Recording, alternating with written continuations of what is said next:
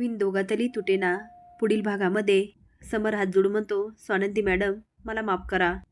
माझ्या डोळ्यावर मी भावाच्या प्रेमाची पट्टी चढून घेतली होती, पण आज ती उतरली आहे. सगळ्यांना म्हणतो, अंशुमनला आज शिक्षा स्वानंदी मॅडम करतील.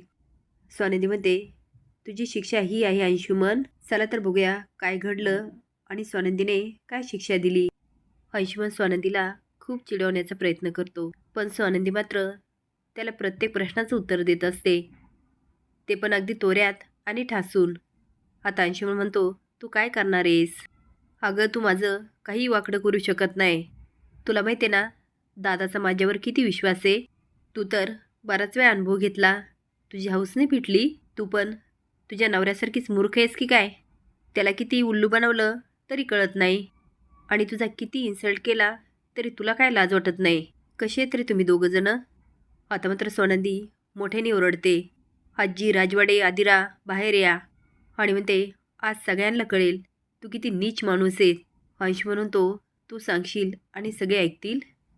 काय ग स्वानंदी वहिनी, तुला असं कसं वाटलं तुझ्यावर विश्वास ठेवतील? पण सोनंदीच्या आवाजामुळे आदिरा, आजी, अर्पिता, मल्लिका आणि समर पण येतो. आजी म्हणते, काय झालं स्वानंदी? मल्लिका आता समरला बघते आणि नाटक करत म्हणते, काय झालं स्वानंदी बाळा, तू एवढी का चिडलीस?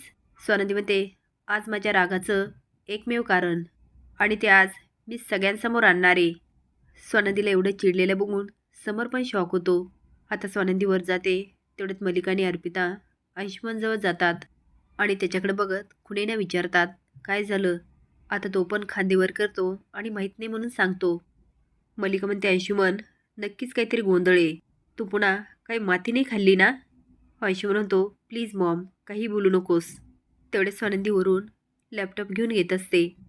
आता ती लॅपटॉप चालू करते आणि त्यामध्ये श्वेता आणि अंशुमनचा व्हिडिओ लागतो. ते बघून तर आदिरा तोंडालाच हात लावते. अंशुमन मल्लिकाला तर दिवसातारे दिसतात. स्वानंदी म्हणते, एका साध्या मुलीला याने घरात नाही तर घराच्या बाहेर ऑफिसमध्ये वाटेल तिथे हॅरेश केलं. आता मात्र समरला अंशुमनचा खूप राग येत असतो. स्वानंदी म्हणते, आणि त्याने तिला इतका त्रास दिला तो मी तुम्हाला सांगूही शकत नाही. आता मात्र मल्लिकाला खूप रडायला येत असतं. आता समर येतो आणि अंशुमनच्या कानाखाली एकामागे एक मारत असतो आणि म्हणतो, तुझी हिंमत कशी झाली एवढं वाईट काम करायची? तुझ्यात हिंमत येते कुठून? अरे मी तुझ्यावर किती विश्वास ठेवला, तुझ्यामुळे सगळ्यांना तोंडावर पडलं. नको नको ते बोललो. आज तू माझा भाऊ आहे याची मला लाज वाटते. मल्लिका नाटक करत म्हणते, समर. समर म्हणतो, आज नाही काकू, याला संस्कार द्यायला आपण कुठेतरी कमी पडलो. स्वानंदी मॅडम आपल्याला सारखं सांगण्याचा प्रयत्न करत होत्या, पण आपण त्यांचं काही ऐकून घेतलं नाही. मी म्हणालो, माझा भाऊ असं करूच शकत नाही. सांग ना अंशुमन, तू असं का केलंस? अरे तू विसरला का, तुझ्या घरामध्ये पण तुझ्या 2 बहिणी आहेत. त्यांच्यासोबत असं कुणी वागलं असतं तर तुला काय वाटलं असतं? अरे असं वागायला तुला लाज वाटायला पाहिजे. अंशू म्हणतो, दादा ऐक ना, मी असं काहीच केलं नाही. समोर होतो, अरे तू धडधडीत खोटं बोलतोय. तू पहिले पण हा व्हिडिओ गायब केला, तेव्हा पण निकी स्वानंदी मॅडम मला ओरडून ओरडून सांगत होत्या की तो व्हिडिओ होता त्यांनी काढला होता. बिचारी श्वेता, तुझ्यामुळे मी तिच्यावरही नको नको ते आरोप केले. तेवढ्यात निकी आणि श्वेता येतात. आजी म्हणते, अंशुमन श्वेताची माफी माग. आता अंशुमन जातो आणि गुडघ्यावर तिच्यासमोर बसतो. हात जोडून म्हणतो, श्वेता मला माफ कर. आय एम सॉरी, यापुढे मी अशी चूक कधीच करणार नाही.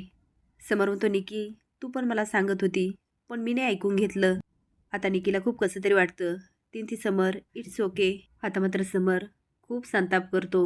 मल्लिका म्हणते, समर तू त्रास करून नको घेऊ. अरे तुला वाटलं ना त्याला तू शिक्षा कर.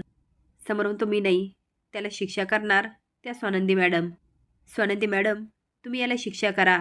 स्वानंदी म्हणते, तुझी शिक्षा ही असेल अंशुमन, ह्या घरातला स्टाफ जो काम करतो ना ते सगळं तू करायचं. घरात झाडू मारणं, पुसून छान लख्ख करून टाकायचं. समर स्वानंदीला म्हणतो, मला माफ करा. माझ्या भावावरच्या प्रेमाची मी माझ्या डोळ्यावर एक पट्टी चढून ठेवली होती, आज ती उतारली. आता अंशुमन सगळ्याकडे बघत घरामध्ये झाडू मारत असतो आणि स्वानंदी त्याच्याकडून सगळे कामं करून घेत असते. आता मात्र मल्लिका आणि अर्पिताचं चांगलंच तोंड बंद होतं. असेच नवीन अपडेट जाण्यासाठी लाईक आणि सबस्क्राईब करा. धन्यवाद.